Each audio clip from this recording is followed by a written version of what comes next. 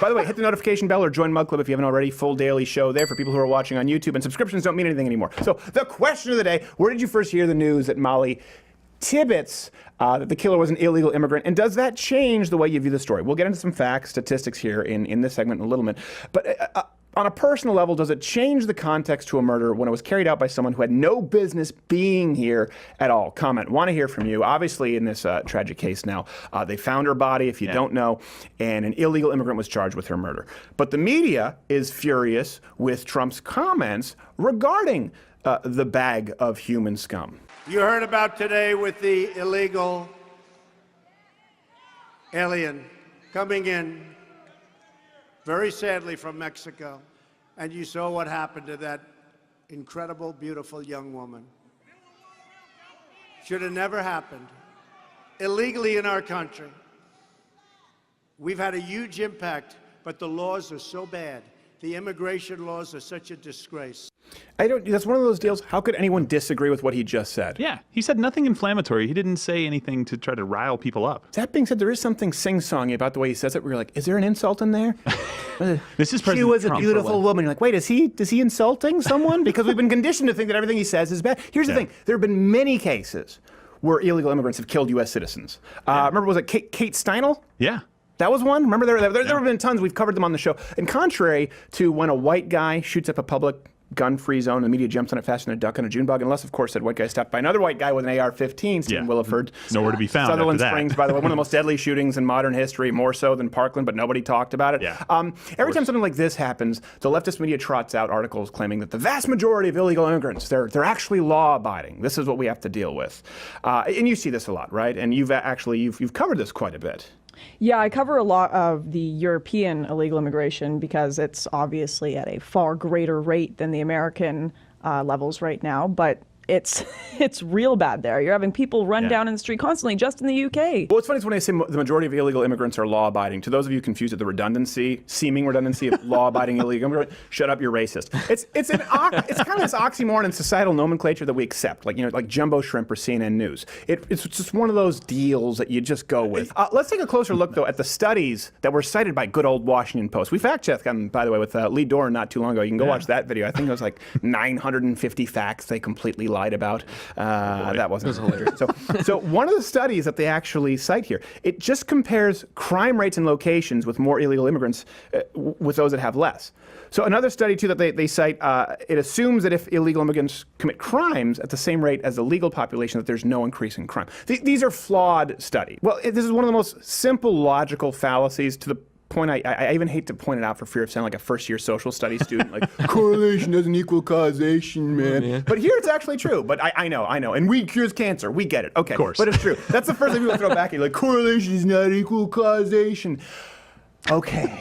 All right. We get that you listened to your professor for a few minutes between weed naps. But we all know, for example, that very violent areas like Baltimore or Chicago is included in the state. They don't have as high of an illegal immigrant population compared to, say, Dallas, which may have less crime and a higher illegal immigrant population. So that's what they're using when they're citing these studies. The question isn't whether all cities with higher illegal immigration would have higher crime rates than those that don't. The question that needs to be asked, and this is like you said, they can torture the data, and this is how you know that they systemically, at a systemic level, they are absolutely doing that. The question is whether illegal immigration has resulted in an increase in crime in cities like Dallas.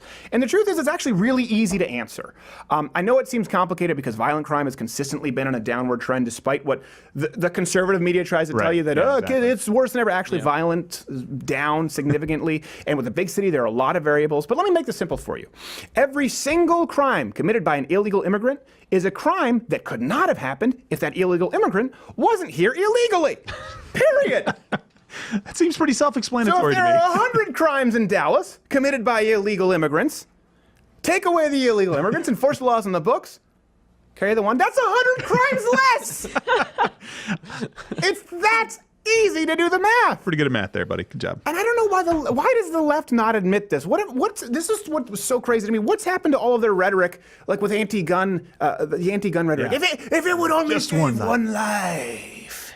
If there's even one step we can take to save another child, this guy, or another parent, where's the tear, or another town, it's not Trudeau, from the grief that's visited Tucson and Aurora, Here we go. in Oak Creek, in Newtown, About Chicago every day. in communities from Columbine to Blacksburg before that. What about San Bernardino? And surely we have an obligation to try. If our actions result in only saving one life, they're worth taking. I'd gladly give this gun up if it would save the life of just one child. Huh. If only there were something we could do. If only there was something we could do. If it would save only one life. Okay, but here's one that would save many lives. Yeah. And you don't actually have to ban anything. You don't have to remove someone's constitutional rights. In fact, all you have to do is enforce the law. All you have to do is enforce it. Exactly. Shocking. It would almost seem like a win-win for legal immigrants and everyone else alike. It's really excluding illegals. It's crazy to me to look at like the coverage of something like Charlottesville, where the left says this death is like so obviously wrong. We're going to spend 4 months covering this and talking about there's no excuses, nothing. They would never bring up data like let's look at Black Lives Matter crime versus KKK crime. They would never bring that up in a million years. But when it comes to illegal immigration, every statistic in the book they tried to. Well, they try to throw them all in the same pot. Legal immigrants and illegal immigrants. Yeah. My mother's a Like legal the same immigrant. people. They're Yeah, not. we have plenty of people. We have people who work for us who are legal immigrants. It's Right. not the same at all. By the way, I do want to clarify. Charlottesville running someone over with Dodge Charger, bad. We all Everyone thinks it's bad. Yes. yes. But it is interesting how the selective outrage. Like no one in Texas knew about the Sutherland Springs shooting. Yeah. And we had Stephen Wilford on here who stopped the guy with an AR-15. It was more deadly than Parkland. No one in Texas, they were 2 hours from where it occurred, had heard about it because it got about 2 hours of news coverage. Yeah, because it doesn't fit the narrative. Well, he was an NRA instructor who took him out. Yeah. That's like Don Lemon's worst nightmare. it's like a teleprompter for Al Sharpton. By the way, a similar study has been pushed as evidence that illegal immigrants commit less crime than the native-born population. So here's something that's important. This study actually includes legal immigrants. So does anyone else see the problem when you look at this? Is it any surprise that a legal immigrant, the kind of person willing to go through the arduous process, it is difficult, and I'll give you that. We maybe need to streamline this process. Coming here legally and being so grateful to be here that they'll be on their best behavior because they don't want to be deported, that they're less likely to commit crimes. Does anyone else see the problem with including this study to say illegal immigrants are less likely than the general population to commit crimes when you're including those people? Yeah. Can it only, is it me? It's amazing how they shift the goalposts repeatedly. They start with, these are rocket scientists and Harvard graduates coming over your borders. And then when that doesn't work, because people see obviously that's not the case, they're like, ooh, these are refugees. They're escaping crime. You have to save them. Right. Then when people see that's not the case, they're migrants. Yes. They're coming in totally legally. Yeah. Oh my God. But they lump this all in together. They use this statistic that is being pushed. This is the one that is primarily used by news media. And by the way, just like we talked about with the wage gap, you don't believe that Don Lemon or Barack Obama, they don't have access to Google. They don't know that it's a myth. They're lumping in illegal immigrants and legal immigrants. That's why it seems confounding. It's like lumping legal gun owners in together with the Crips. It's just not a valid comparison. They seem incredibly surprised. They're not happy about it. By the way, legal gun owners are one of the most law-abiding demographics in the United States. Yes. Illegal gun owners, by definition, the least. It's almost an apples to apples comparison. Here's another truth for you. There are plenty of studies which have repeatedly, by the way, debunked this idea that illegals are less likely to commit crime. So illegal immigrants, they actually fill prisons. I want to make sure I get this right.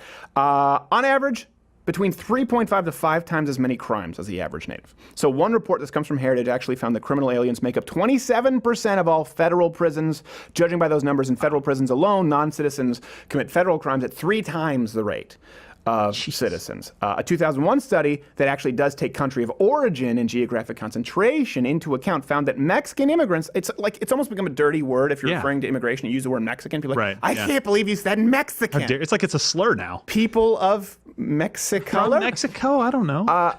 Mexican immigrants commit between 3.5 and 5 times as many crimes as the average native. You have these countries with extremely high crime, and you take a scoop of people and throw them into your country, you're going to get probably Higher some of that crime over. So you Yeah. have to be discriminatory. Yeah, They've you got absolutely do. I mean, this is what you're building at a certain point. Like, well, what about bring us? You're tired, you're hungry. At a certain point, you do have to say, all right, we're filling up here, and now we're going to have some standards as to who is allowed into this country. That's it. Yeah.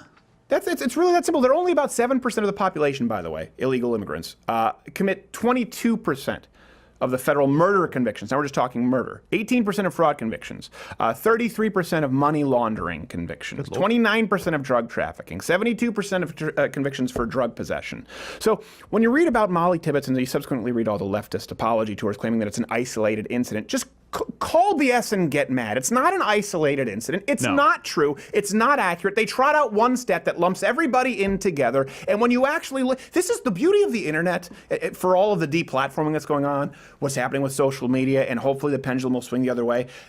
When CNN's Anderson Cooper goes out and simply cites a study, you can look it up. It usually takes about 2 or 3 pages to see that they're lying. Yeah, that's all. It doesn't take very long at all. And you should get extremely pissed off because all of this is being done for votes. This is not like people don't understand how to fix the problems. They're doing this to divide people, to drive wedges between people, and to get your vote. That's why people are being murdered by illegal immigrants that shouldn't be in the country in the first place. Right there, votes. That's a good point. I just got chilled on my spot.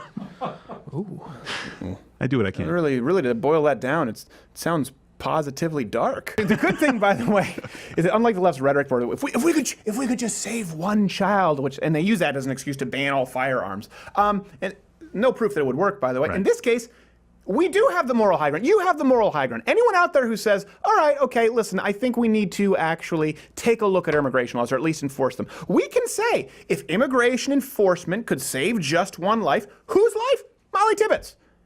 And countless other lives that make up the statistics that we've just shown you. In the case of immigration enforcement, we don't have to ban anything to save anybody. You don't have to take the 357 off of grandma's shelf to ensure that someone is safe. All we have to do is enforce the laws that are already on our books and secure our borders. Borders which, by the way, have existed since the beginning of time with every single nation at one point or another precisely to stop. Let me ask, okay, let's boil this down. Why do borders exist? To stop this kind of crap from happening. That's the only reason they're there. And by the way, they tend to work. Hey there, YouTube viewer. If you like this video, I would say subscribe, hit the notification bell, or watch one of these videos playing in a box that we've personally uploaded and programmed for your viewing pleasure. The problem is now, in today's day and age on YouTube in 2018, any of those 3 things that you do, any of